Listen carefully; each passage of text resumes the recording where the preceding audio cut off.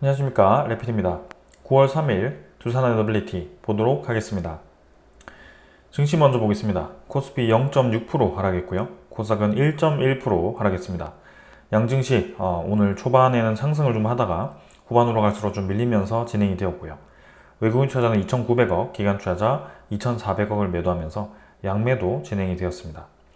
코스닥은 외국인 투자자 580억, 기관 투자자 990억 매도하면서 마찬가지 양매도 진행이 되었습니다. 코스피는 2600 중반선을 계속 유지하고 있습니다. 특별하게 움직임 없이 형성이 되고 있고요. 21선 근처에서 반등을 좀 준비하고 있는데 추가적인 반등 상황은 아직까지는 나오지는 않고 있습니다. 그래서 증시에 대한 분위기가 확실히 아직까지는 완벽한 반등이라고 보기 어렵고 상승에 대해서 조금 뜸을 들이는 그런 모습이 나오고 있습니다. 그래서 8월 달에 물가 지표라든지 이제 FOMC에 대한 회의를 앞두고 관망세를 유지하는 듯한 모습입니다. 투자 수급은 기관 투자자, 외국인 투자자 지금 이제 2,900억과 2,400억 정도 매도를 했고요. 외국인 투자자는 9월 2일에 매수했던 것을 뱉으면서 또 이제 8월 말에 이어가던 매도세를 이어가는지 좀 촉각을 두고 있습니다. 그래서 지금 이제 9월 옵션 만기까지 또 다음 주까지 이어지고 그 다음에 추석 연휴가 또 있기 때문에 그러한 것들이 좀 증시에 어떤 또 변수를 줄지, 그리고 그 상황 속에 또 FOMC에 대한 회의가 열리고 움직임이 나타날 텐데 그러한 것들이 어떻게 이 영향을 줄지 좀 천천히 좀 봐야 될 것 같습니다. 기관 투자자 같은 경우는 외국인 금융 투자가 1,800억 정도 매도를 했는데요. 1,800억 금융 투자 말고는 다른 투자자는 특별하게 움직임은 없었습니다.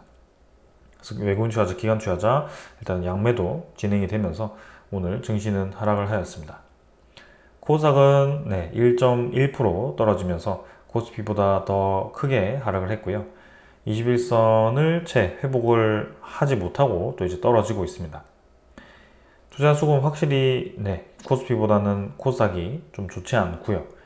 외국인 투자자가 580억 매도하면서 또 연이어서 매도를 진행하고 있고, 기관 투자자도 990억 매도하면서 골고루 좀 이탈을 하고 있습니다. 전반적으로 분위기 자체는 썩 그렇게 좋아 보이지는 않습니다. 그 다음에 이제 해외 증시고요. 해외는 어제 미국 증시가 휴장이었기 때문에 큰 움직임이 없었고요. 니케이와 상해 종합은 마찬가지 보합 수준으로 크게 변화 없었습니다. 환율은 3.5원 정도 올라갔고 1340원으로 진행이 되면서 1300원 초중반대를 왔다 갔다 하면서 크게 지금 변동은 없습니다. 그래서 환율이 점점 이제 올라가는 추세에서 떨어지기 시작했는데 이 지점에서 이제 다음 방향이 어디로 갈지는 이제 다음 물가 지표와 그런 이제 FOMC에 대한 회의에 모든 것이 달려 있는 것 같습니다. 그래서 그렇게 좀 상황을 지켜보도록 하겠습니다. 미국 증시는 지금 이제 하락을 하고 있죠. 1% 가까이 0.5% 정도 좀 떨어지는 분위기고요. 유럽 증시도 지금 0.3% 정도 떨어지면서 모두 다 지금 하락을 하고 있습니다. 그래서 내일까지 한번 봐야 되겠지만 일단 전반적인 흐름 자체는 좀 이제 약하게 하락을 하면서 보합 관망세를 좀 보여주고 있다. 원자재 가격은 국제유가 72달러로 떨어졌고 천연가스는 1.1달러 정도, 아직까지도 크게 변동은 없습니다. 최근에 이제 국제유가가 계속 좀 떨어지는 분위기가 형성이 되죠. 그래서 72달러까지 좀 도달을 했는데요. 1년 연중치로 보았을 때는 또 이제 계속 밀려가면서 70달러를 또 이제 이탈을 할 수 있는 그런 지점까지 왔습니다. 그래서 연 저점에서 반등을 할 수 있을지 아니면 이대로 계속 내려가는지 좀 지켜보도록 하겠습니다. 그래서 국제유가가 떨어진다는 것은 경기에 대한 침체를 뜻할 수도 있거든요. 그래서 이러한 지표들이 또 증시에 어떤 영향을 주는지 또 한번 지켜보도록 하겠습니다. 채권은 3.92% 정도, 국채금리는 크게 지금 변동은 없지만 3.9%대 회복해서 유지를 하고 있습니다. 그다음 마찬가지 거의 저점 수준에 위치를 하고 있고요. 0.1% 정도 반등했지만 크게 우리의 대세에는 영향을 주지는 않습니다. 이 국채금리도 환율과 좀 연동이 되어서 움직이고 있기 때문에 얼마나 이제 이 수치가 또 올라갈지 한번 체크를 해보겠습니다. 자, 오늘 이 정도로 분위기 한번 살펴보았고요. 뭐 특별하게 더 우리가 깊이 볼 만한 사항은 없었기 때문에 넘어가도록 하겠습니다. 이제 오늘 종목으로 보겠습니다. 두산 에너빌리티 보겠습니다. 240원 하락했고요. 1.34% 떨어져서 17,650원으로 마무리되었습니다. 자, 오늘도 재미없는 흐름이 이어졌습니다. 네, 장 초반에 증시와 함께 반등을 하다가 중간에 이제 떨어지고 계속 비슷한 자리 횡보했고요. 시간의 거래도 없었고 전체적으로 거래량도 부족하였습니다. 210만 주 정도. 그래서 뭐 240원이 떨어졌고 210원이 떨어졌고 이런 게 별로 중요하지 않습니다. 지금은 주가가 떨어지고 올라가고가 크게 중요하지 않은 구간이죠. 그 이유는 거래량이 없기 때문입니다. 이렇게 적은 거래량으로 올라가고 떨어지고는 사실 크게 의미가 없습니다. 그래서 올라간 만큼 떨어질 수도 있는 구간이고 떨어진 만큼 올라갈 수도 있는 구간이다. 그래서 지금 확실한 그런 움직임이 나올 때까지는 그냥 천천히 적당하게 지켜보셔도 될 것 같다라는 생각입니다. 일단 계속해서 그 근처를 올라갔다 떨어졌다를 하면서 횡보를 하고 있습니다. 기술적으로는 이평선들이 좀 모이는 지점이 만들어지고 있고요. 여기서는 기술적으로 올라갈 수 있는 그림이 만들어질 수 있는데요. 그게 뭐 이번 주에 올라갈지 다음 주에 올라갈지 일단은 차트는 뭐 맹신할 수 없기 때문에 천천히 한번 보겠습니다. 그러나 한번 이제 하락 이후에 올라갈 수 있는 그림이 만들어지는 것 같긴 하다라는 생각입니다. 투자 수급은 기관 투자자가 6만 1000주 정도 매도하면서 특별하게 매도 없었습니다. 그래서 금융투자 36,000주, 투신 13,000주, 그 다음에 뭐 연기금 투자자는 78,000주 매수했는데요. 사모펀드는 87,000주를 매도를 하였습니다. 그래서 뭐 사모펀드 이틀 정도 바짝 매수했는데 결국에는 또 이렇게 야금야금 또 이탈을 하고 있고요. 어떤 중요한 이슈가 있어서 들어온 건 아닌 것 같습니다. 그래서 뭐 8월 30일에 리밸런싱 전에 바짝 들어왔던 물량들이 좀 이탈하는 모습이고요. 연기금 투자자는 뭐 하루 매수, 하루 매도를 반복을 하고 있기 때문에 넘어가도록 하겠습니다. 나머지 외국인 투자자도 지금 이제 만기일 이후에는 그죠 리밸런싱 이후에는 조금 더 매도에 집중을 하는 모습입니다. 거래원은 뭐 특별하게 우리가 오늘 주목할 만한 수급은 없었고요. 전체적으로 거래량 자체가 부족하였기 때문에 크게 뭐 의미 있는 데이터는 없었던 것 같습니다. 그래서 계속 떨어지는 것이 조금 기분이 나쁘긴 한데요. 결국에는 뭐 17,000원 중반 정도, 뭐 언제든지 18,000원 중반, 뭐 2만원으로 올라갈 수 있는 그런 가격대이기 때문에 우리가 뭐 크게 이 가격에 대해서 신경을 쓸 필요는 없을 것 같습니다. 공매도 잔고는 138만 주로 3만 주 정도 증가했습니다. 그래서 뭐 리밸런싱까지는 뭐 조금 증가하면서 진행이 되었는데 그 이후에 어떤 흐름이 보이는지 좀 내일부터 또 한번 체크를 해보겠습니다. 자, 일단은 뭐 17,000원 계속 유지가 되고 있고 18,000원 왔다 갔다 하면서 크게 재미없는 흐름이 좀 이어지고 있습니다. 대차잔고도 지금은 거의 변화 없죠. 오늘도 체결이 39,000주, 상환이 이제 6,500주, 그래서 뭐 차이가 33,000주 정도, 크게 변화 없습니다. 그래서 1,260만 주 계속 유지가 되고 있다. 종목 상세는 외국인 추정, 당일 물량은 거의 동일했고요. 전날도 그렇고 최근에는 계속 이제 장중에 좀 이탈을 하면서 21% 초반대까지 이제 21%도 이제 좀 이탈을 할 수 있는 그런 움직임이 좀 나오고 있습니다. 요거 자체가 크게 중요하지 않습니다. 결국에는 외국인 투자자가 아주 장기적으로 21%까지 지분을 끌어올렸던 적이 있었고요. 그 뒤에 뭐 크게 변동 없이 20%대를 계속 유지하고 있는 구간입니다. 그래서 뭐 21%에서 20%대로 진입한다고 해서 두산 에너빌리티가 하락세로 들어갔다 이렇게 보는 것도 어렵고요. 일단은 투자 수급 자체는 뭐 크게 지금은 별로 중요해 보이지는 않습니다. 그래서 언제 거래가 터지면서 그때 들어온 수급이 어떤 수급인가 그게 이제 좀 지켜봐야 되는 상황이고 그 수급이 터지기 위해서는 확실한 소식들이 좀 불확실성이 없어지면서 나와줘야 될 것 같다. 그래서 그러한 것들을 계속 기다려 보고 있습니다. 자, 그래서 오늘 뭐 특별한 사항 없었기 때문에 오늘도 가볍게 좀 넘어가도록 하겠습니다. 그래서 오늘도 이제 준비한 소식들 좀 전달 드릴 건데요. 자, 화병에 대한 소식보다는 오늘은 이제 에너지에 관련된 소식들 위주로 좀 말씀을 드릴까 합니다. 자, 그래서 말씀드릴 것은 어제도 얘기가 나왔었는데요. 뉴스케일 파워가 지금 아프리카의 가나라는 국가와 이제 이 계약을 좀 MOU 체결을 했었습니다. 근데 지금 12기 관련한 얘기가 나왔고요. 내용을 좀 살펴보면 뉴스케일 파워가 가나의 원전 파트너로 선정이 되었다. 총 924메가와트 규모의 소형 모듈 원자로 보이지아를 건설을 추진한다. 그래서 아프리카에 깃발을 꽂으면서 두산 에너빌리티의 수주 확대가 기대된다라는 소식이었습니다. 그래서 지금 뉴스케일 파워와 가나가 SMR 도입을 위한 계약 체결을 했고 구체적인 이제 대수까지 이렇게 나오면서 이제 가나에서도 뉴스케일 파워 모델이 사용될 수 있다는 것을 또 우리가 볼 수 있는 상황입니다.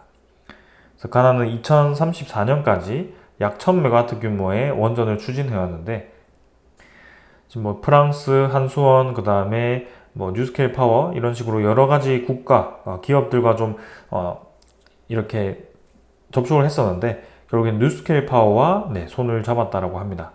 그래서 뉴스케일 파워는 지금 두산 에너빌리티가 주기기를 제작하는 업체이기 때문에 뉴스케일 파워가 수주를 하면 두산 에너빌리티로 연결되는 것도 사실입니다. 그래서 지금 가나의 프로젝트가 12기, 그 다음에 폴란드, 루마니아, 아니면 뭐 다른 국가들 이런 것들 따지면 벌써 이제 수십 기 정도가 이제 수주에 가시화되어 가고 있습니다. 그러나 아직까지 중요한 것은 확실한 그런 도장이 아직은 찍히지 않았다. 그래서 모든 게 MOU 체결, 그런 납품에 대한 계획이 다 세워지고 있긴 하지만 그런 확실한 상황이 만들어져야 된다. 그래서 미국 내에 있는 그 데이터 센터를 위한 그런 스탠다드 파워라든지 아니면 그 이외에 다른 이 프로젝트라든지 그러한 것들도 하나씩 이제 소식이 나와야 되고요. 거기에 대해서 이제 두산 에너빌리티가 향후 5년 동안 SMR에 대해서 100개 정도를 수주할 수 있다. 그래서 연 20개를 생산할 수 있는 SMR에 대한 공장을 만들어야 된다. 정확하게 말하면 대형 원전에 대한 그런 이 시설을 좀 개조를 해서 SMR을 생산할 수 있도록 만드는 것 같기도 하고요. 아예 새로운 공장을 만들어서 SMR에 대한 생산을 준비하는 것 같습니다. 사실 이제 대형 원전은 이미 5개를 연 1년 내에 생산할 수 있는 기지가 있기 때문에 지금 하나를 이제 SMR로 바꾸었다고 하면 4개는 그대로 진행할 수 있을 것 같고요. 주로 이제 SMR 쪽에 투자를 할 가능성이 높아 보입니다. 그래서 이전에 이 반기 보고서에도 생산 투자 시설에 대한 계획을 보시면 SMR에 대한 투자 비용으로 5,700억 정도를 투자한다라고 되어 있었고요. 그 비용을 이제 충당한다라고 되어 있었습니다. 그래서 그거는 오래전부터 거기에 대한 비용에 대한 계획이 세워져 있었던 거고 이번 합병과 직접적으로 연결 짓는 것은 조금 무리가 있다는 것은 말씀을 드렸습니다. 그러나 그 합병과 관계없이 일단 SMR에 대한 수주량이 늘어날 것은 예상이 되고 있고 시장 자체가 엄청나게 성장을 하고 있다는 것도 우리가 와닿고 있습니다. 그래서 지금 확실하게 이 에너지에 대한 시장 파이가 커지고 있고 거기에 대해서 이제 이 두산 에너빌리티가 들어가는 그런 이 시장에 대한 이 장악력이라고 할까요? 이러한 것들이 커지고 있다. 그래서 실제로 생산에 대한 시설이 필요하다. 이런 것까지도 우리가 볼 수가 있습니다. 그래서 그렇게 생산 시설이 필요하다는 것도 우리가 인정할 수 있죠. 그리고 지금 이제 우리나라에 계속 여러 가지 국가들이 높은 인사들이 찾아오고 있습니다. 왜냐? 우리나라의 원전 에너지에 대해서 협력을 하기 위해서입니다. 그래서 실제로 우리나라로 와서 신한울 그런 공장들을 둘러보고 1400메가와트급 이 대형 단지들을 보고 운용하는 것들을 보고 우리나라가 건설을 제적기에 이 가격을 싸게 진행을 할 수 있다는 것도 지켜보는 것이죠. 그래서 여러모로 이제 우리나라를 선택할 수밖에 없다는 것이 결국에는 다른 선택 안지가 없습니다. 예를 들어 이제 중국과 같이 우리나라처럼 가격을 싸게 만들 수 있고 운용도 꽤 잘하고 그죠? 그렇게 우리나라와 이제 1대1로 맞붙었을 때는 우리의 승리를 장담하기는 어렵습니다. 그러나 고맙게도 중국을 지금 이제 유럽 국가들이 배제를 하고 있는 그런 상황이고 그 이유는 안보 때문이죠. 그래서 그 다음에 러시아도 마찬가지고요. 그래서 우리의 강력 경쟁자 2개를 이제 제외시켜 버리니까 미국과 프랑스가 남게 되는데 미국과 프랑스는 가격이 너무 비싸고 외교력으로 아무리 커버를 하려고 해도 어느 정도 한계가 있죠. 그래서 그러한 부분들을 고려해서 지금 특히 동유럽에 있는 국가들이 우리나라의 원전을 선택을 하고 있습니다. 불가리아도 결국에는 웨스팅하우스와 이제 주기기 쪽, 그죠? 내부 이제 그런 설계라든지 그런 것들은 계약을 했지만, 건설, 전체적인 EPC 관련해서는 현대건설 쪽에 이렇게 넘겨주는 모습을 보이면서 이번에 우리나라로 찾아와서 이렇게 또 협의를 하였습니다. 추가적인 원전 건설이라든지 아니면 원전 해체, 그죠? 그 다음에 소형 모듈 원전, 인력 양성 등 이제 협력을 구체화시켰고요. 현대건설과 이제 웨스팅하우스와의 합작품이 될 수 있는 프로젝트이기 때문에 참 공교롭게도 우리와 국제적인 소송을 하면서도 이렇게 같이 진행하는 프로젝트가 있다. 각 기업들끼리는 협력을 하고 있다. 이러한 것들이 좀 사례가 되고 있습니다. 사실상 이제 두산 에너빌리티도 웨스팅하우스와 협력할 여지가 충분히 있습니다.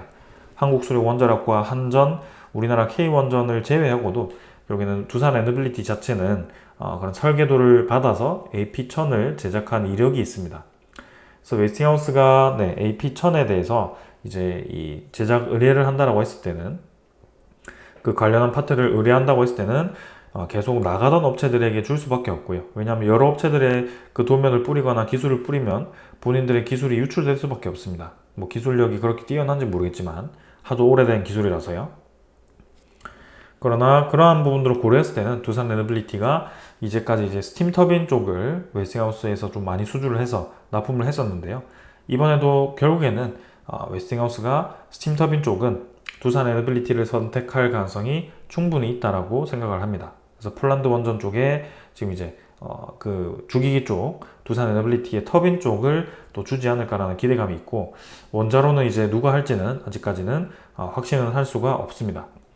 뭐 일본의 도시바가 할 수도 있고요, 우리나라 쪽이 할 수도 있고요. 그래서 이번에 불가리아 이 쪽에서 우리나라와 협의를 하고 이제 일본으로 넘어가서 협의를 하는 것이기 때문에 또 그런 것들을 보면 일본에도 원자력 관련한 이 파트들을 협의하기 위해서 가는 것 같습니다. 그래서 일본 쪽에 이제 어떠한 파트를 또 협의를 하는 것인지, 그리고 우리나라와 이제 뭐 이렇게 협력을 해서 같이 뭐 진출을 할 수 있을 것인지, 웨스팅하우스와의 그런 이제 도시바의 이 협력 관계가 다시 한번 구축이 되는 것인지, 그러한 것들 한번 눈여겨서 좀 지켜보도록 하겠습니다. 자, 그 다음은 이제 체코 소식인데요. 체코 총리의 특사가 이제 우리나라로 방한을 했죠. 그래서 원전 최종 계약까지 나아갈 것이다 라고 공식적으로 인터뷰를 하였고요. 최근에 계속해서 웨스팅하우스 프랑스 EDF가 우리나라를 견제하는 모습이었죠. 그래서 우리나라에 대한 수주 과정에서 문제가 있었다라고 얘기를 하니까 체코 총리를 비롯해서 체코 전력공사 측에서 이제 문제가 없다라고 공식적으로 반박을 하였죠. 그래서 이미 이 수주 우선 협상자 선정에 대해서 탈락한 그런 두 경쟁사들은 여기에 대해서 반박할 권리가 없다라고 명시를 해버렸고요. 이제 이 적어도 두코바니 원전 2기에 대해서는 더 이상 딴지 걸지 말라는 거죠. 그래서 이제 체코 총리 특사가 와서 우리나라와 이제 협력에 대한 얘기를 나누었을 거고요. 곧 이제 9월 달에 이제 우리나라 대통령과 우리나라 대기업 총수들이 가서 체코의 이제 대통령과 총리와 그런 협력을 할 겁니다. 그래서 그 과정에서 이제 뭐 이 두코바니 원전에 대해서 언급이 이제 본계약을 체결하기 위해서 협력을 체결한다 정도, 그 이상 나올지는 모르겠지만 일단은 뭐 좀 기다려 봐야 되는 그런 상황이고요. 전체적인 분위기는 나쁘지는 않다. 그래서 지금 봤을 때는 뉴스케일 파워에 대한 프로젝트는 계속 확대가 되고 있고, 동유럽 쪽에 이 대형 원전 관련해서 우리나라에 대한 이 위상이 계속 높아지고 있고, 거기에 대해서 프로젝트에 대한 추가 수주 가능성이 점점 높아지고 있는 것도 사실이다. 그리고 국제 에너지 사무총장도 우리나라의 온타임 온버짓에 대한 원전 프로젝트 수행 능력을 상당히 높이 사고 있더라. 그래서 여러 가지로 지금 상황이 좋아지고 있습니다. 자, 그래서 그 명분으로 이제 대형원전 10기, 그 다음에 소형원전 100기, 그죠? 대형 100기, 소형 100기를 향후 5년 동안 수주를 하는데 생산에 대한 생산 시설이 연 4기, 그 다음에 요거는 소형은 20기까지 늘려야 된다. 그러니까 합병을 해야 된다. 왜냐하면 합병을 하기 위해서는 부채 7천억을 떼고 큐백스 5천억을 주기 때문이다. 이렇게 연결을 지어놨습니다. 며칠째 계속 거기에 대해서 제가 좀 근본적으로 좀 따져 들고 있는데요. 그것이 이제 여러분들께 이제 어떻게 다가올지는 모르겠습니다. 그러나 저는 여러 가지 방면으로 요 방법 외에 다른 방법도 있었는데 굳이 요거를 선택해야 된다라는 것을 좀 강조드리는 거였고, 그리고 특히 원전 시장, 이런 이제 에너지 시장에 대한 확대에 대해서는 우리뿐만이 아니라 이미 오래전부터 두산 경영진들도 이 시장에 대한 확대를 예상을 했었을 텐데 그게 IR 자료에도 그대로 담겨 있는 그런 상황인데 굳이 그때는 투자하지 않고 실컷 우리가 유상증자 참여하고 주가 이제 떨어지는데도 이렇게 다 받아주었더니 늘려놓은 자본금 가지고 그거를 블록딜 시켜가지고 두산 테스나에 사는데 뭐 차입금을 갚는다든지 다른 뭐 이제 기업에 투자를 한다든지 아니면 뭐 그런 이 두산 리사이클링 솔루션을 만들어서 그쪽에 현물 출자라든지 현금 출자를 한다든지 그런 식의 가지치기식 운영을 계속 하니까 기분이 나쁠 수밖에 없죠. 우리는 그거 보고 들어온 게 아니거든요. 우리는 정말 이제 걔네들이 얘기하는 원전 10기, 소형원전 100기 이런 거 기대하고 장투를 했는데 그거 장투한 동안 그 돈을 거기다가 온전히 쓰지 않고 계속 다른 데다가 쓰고 있잖아요. 그래 놓고 이제 와가지고 필요합니다 라고 이제 주주서한을 보내버리니 이게 무슨 논리가 맞겠습니까? 앞뒤가 맞지 않으니까, 그죠? 주주를 설득하기 위해서는 본인들이 솔선수범을 보이고 나서 설득을 했어야 되는데요. 그 할 거 다 하고 나서 이제 실컷 그냥 다 무시하고 뭐 진행하려고 하다가 금감원 태클 걸리니까 그제서야 이제 좀 움직이려고 하는 그런 근데 그것마저도 지금 합병을 이제 진행시키는 걸 봐서는 두산 밥캔만 상장 폐지를 안 한 거지 그 외에는 모든 것이 똑같은 상황이죠. 자, 그래서 오늘도 하나 여러분들께 좀 말씀드릴 것이 있는데요. 자, 계속 문제가 되는 게 뭐죠? 지금 분할 비율 산정이죠, 이게. 네. 이게 우리에게 가장 큰 문제입니다. 그래서 분할 전에는 자산 가치가 13.9조 원, 자본 가치가 6조 원, 부채가 7.9조 원에서 분할 후에는 존속법인은 이제 부채 0.7조 떼가지고 7.2조 원이 되고 자본은 4.5조 원이 됩니다. 그게 1.5조 원을 떼가지고 자산의 2.2조 원으로 이렇게 잡아버렸습니다. 근데 여러분들이 이 부분에 대해서 생각을 해보셨는지 모르겠지만 이 분할 비율이 1대 0.247 이게 왜 나왔는지 생각을 해보셔야 될 것 같습니다. 그게 단순히 요 회사에서 제시한 거 이상으로 한번 생각을 해볼 필요가 있을 것 같은데요. 자, 한 번이라도 이 생각을 해보셨는지 제가 제시를 해볼 테니까 잘 생각을 해보시길 바랍니다. 자, 우리가 이제 두산 에너빌리티에 원래 있던 그런 상황에서 신설 법인을 만드는 과정에서 부채를 7천억을 뗀다라고 했습니다. 근데 제가 여기서 질문을 드릴 것은 굳이 7천억 말고 더 이상 뗄 수는 없을까? 더 이상 떼면 안 되나? 요것부터 생각을 해볼 수가 있습니다. 왜 이 7천억이 도대체 어디서 나왔느냐라고 생각을 할 수밖에 없고 지금 이제 자산 가치 2.2조 원은 그러면 어디서 나왔느냐라고 생각할 수가 있습니다. 그래서 이 자산 가치 2.2조 원은 두산 밥켓의 이 주식 가치, 그죠? 지금 뭐 5만 원인가요? 4만 7천 원인가요? 그걸로 해서 총 1억 주 정도가 있는데요. 그러면 시가총액에 이제 한 4, 5조가 나오죠? 거기서 두산 에너빌리티가 원래 가지고 있던 주식 비율 46%를 곱하면 딱 자산 가치가 2.2조 원이 나옵니다. 그러니까 말 그대로 시가총액에다가 46% 곱해서 나온 게 2.2조 원이다 라고 생각을 하시면 됩니다. 그럼 이 부채 0.7조가 뭐냐? 7천억이 뭐냐? 이거는 두산 에너빌리티에서 임의로 이제 7천억을 정해서 붙인 거고요. 그 나머지가 이제 자본이 1.5조 원이 되는 겁니다. 그러니까 이 1.5조 원으로 통해서 이 여기서 요 재평가, 그죠? 장부가액보다 공정가치로 재평가해서 뭔가 선심 쓰는 듯이 자본가치를 더 높여줘가지고 그걸로 이렇게 아까 이 주식 비율에 대해서 나온 것이 그냥 주가 아니 그 가치 자본가치 나누기 주식수가 결국에는 이 기준 주가가 된 겁니다. 그러니까 1221원이 그렇게 나왔고요. 거기에 대해서 이 두산 로보틱스와 교환 비율이 설정이 되게 됩니다. 그러니까 애시당초 여기서부터가 문제가 아니고 이것부터가 문제입니다. 자산가치 2.2조 원에다가 부채 0.7조를 붙여가지고 자본가치를 1.5조 원을 만든 것 자체가 문제였다라고 볼 수밖에 없습니다. 그래서 이 1.5조 원과 자본 6조 원을 이제 비교했을 때 1대 0.247 비율이 나왔다라는 것인데요. 그렇다고 한다면 한 가지 더 생각해 볼 수 있는 게 뭐죠? 자본 가치를 1.5조 원보다 낮추면 주식수의 분할 비율 산정에서 우리의 주식수가 떨어져 나가는 게 적어진다라고 볼 수밖에 없습니다.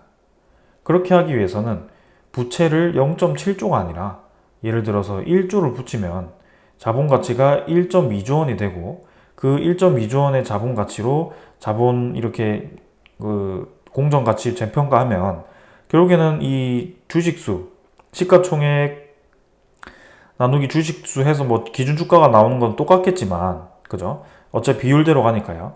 그래서 로보틱스로 바뀌는 게 결국에는 불합리하긴 하겠지만 지금처럼 우리의 주식수가 25%가 없어져서 두산 로보틱스로 받는 게 아니라 이 비율을 훨씬 줄일 수 있다는 거죠. 그죠? 그럼 부채를 극단적으로 늘리면 안 되느냐? 예를 들어 자본을 거의 없애고 부채만 그냥 넣는 겁니다. 그러면 우리 주식수가 줄지 않고 두산 에너빌리티에서 두산 밥켓이 떨어져 나갈 때 부채만 이제 온전히 떨어져 나가는 두산 에너빌리티 주주에게는 주식수 소각이 거의 되지 않는 채로 두산 에너빌리티의 부채가 엄청나게 줄어들고 거기에 대해서 회사 자체가 원전 투자를 할 수 있는 그 여력이 엄청나게 생기고 그죠? 로보틱스를 별로 받지 않아도 되죠. 뭐 우리가 한 10% 주식 없어지고 로보틱스 조금만 받는다고 하더라도 나머지 90%에 대한 이 주식이 부채가 거의 뭐 2조 원이 떨어져 나가거나 1.5조 원이 떨어져 나가거나 이렇게 되면 우리가 동의할 수도 있죠. 근데 그렇지 않고 애매하게 이렇게 0.7조 해가지고 자본 1.5조 원에서 두산 에너빌리티의 주식수를 최대한 많이 줄이는 쪽으로 선택을 했다는 거죠.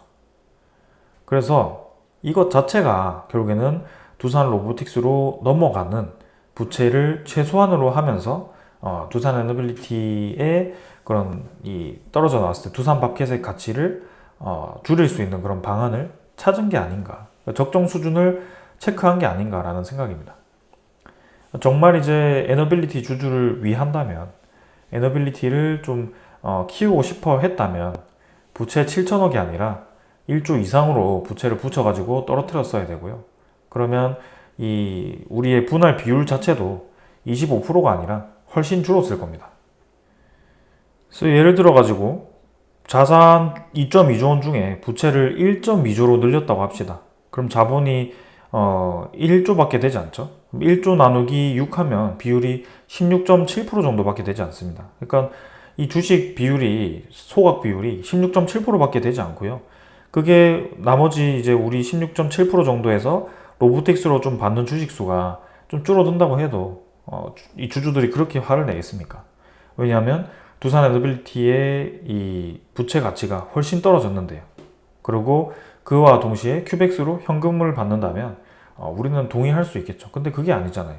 그래서 애매하게 로보틱스를 위하는 게 너무 보이니까 지금 별로 마음에 들지 않는다. 그죠? 그리고 그것도 그거지만 이미 오래전부터 투자를 했을 수도 있는데 굳이 합병을 핑계로 그걸 투자를 하겠다라고 명분을 제시한 것부터가 맞지 않다. 두산의 경영진은 적어도 이렇게 구사일생을 했다면 기존에 진행하던 이 사업들이 다시 한번 전성기로 이제 가는 그 시점까지는 전성기의 피크점은 아니더라도 적어도 그 지점까지 들어가는 쪽에서는 기존 사업에 집중을 했어야 되지 않나라는 생각입니다. 너무 이제 일을 벌린다라는 생각이 좀 들고 있고요. 그것을 굳이 본인들의 돈이 아니라 계속 주주들의 그런 이 유상증자라든지 주식수를 줄였다가 늘렸다가를 반복하면서 이용할 수 있는 건 최대로 이용을 하면서 그렇게 주주들을 심기를 불편하게 만들고 있다. 괜히 지금 국회에서 상법 개정이 필요하다라고 얘기가 나오겠습니까? 이거는 괜히 나오는 소리가 아닙니다. 그래서 계속 뭐 두산 에너빌리티가 1.2조를 확보하기 위해서는 합병을 해야 된다라고 얘기는 하지만 결국에는 그 외에 다른 방안이 있었고 꼭 그렇게 가야만 두산 에너빌리티가 살아나는 것도 아니다. 다른 방법이 분명히 있다. 합병에 대한 비율을 조정을 하던 저 부채를 더 떼가서 자본 가치를 줄여가지고 우리의 소각 비율을 줄이던가, 그죠? 혹은 두산 큐백스를 현금화시키고 합병을 진행하지 않고 밥캣에 배당금을 받으면서 진행을 하던가, 그죠? 그리고 두산 에너빌리티 블록딜 했던 그런 지분들 현금 확보했던 것을 제3자 유상증자 배정으로 두산이 다시 두산 에너빌리티에 투자를 하던가 그런 식의 여러 가지 방법이 있는데 꼭 이렇게 주주들의 주식수를 소각해서 로보틱스 억지로 지어주고, 그죠? 그걸 비율해가지고 결국에는 이득입니다. 이렇게 발표하는 게 맞는지 제가 봤을 때는 아니거든요. 법이 없다고 해서 법이 문제가 없다고 해서 그것을 꼭 하는 게 맞는 것인가? 법을 회피하기 위해서 노력한 것은 없었는가? 그러한 것들을 좀 가슴에 손을 얹고 생각을 해보셨으면 좋겠습니다. 자, 아무튼 주주들은 이미 주주들에게 선택권이 주어져 있고요. 여기에 대해서 판단은 본인들이 할 겁니다. 그러나 별로 달갑지 않은 것은 사실이고요. 지금 현재 주가에 대한 움직임도 마음에 들지 않습니다. 네, 우리가 기다렸던 상황이 있었고 불확실성이 있긴 하지만 그 체코 수주에 대한 그 소식에 앞서서 기습 합병을 발표한 것 자체가 정황상 굉장히 마음에 들지 않는다. 그리고 현재 주가도 매수 청구권과 이미 벌어져 있는 상태이기 때문에 이제 9월 3일이죠. 7일 뒤부터는 본인들이 이제 반대 투표를 할 수가 있습니다. 그래서 전자 투표를 통해서 반대 투표를 표결할 수 있다는 점을 다시 한번 말씀을 드리면서 오늘 여기까지 하고 마무리하겠습니다. 감사합니다.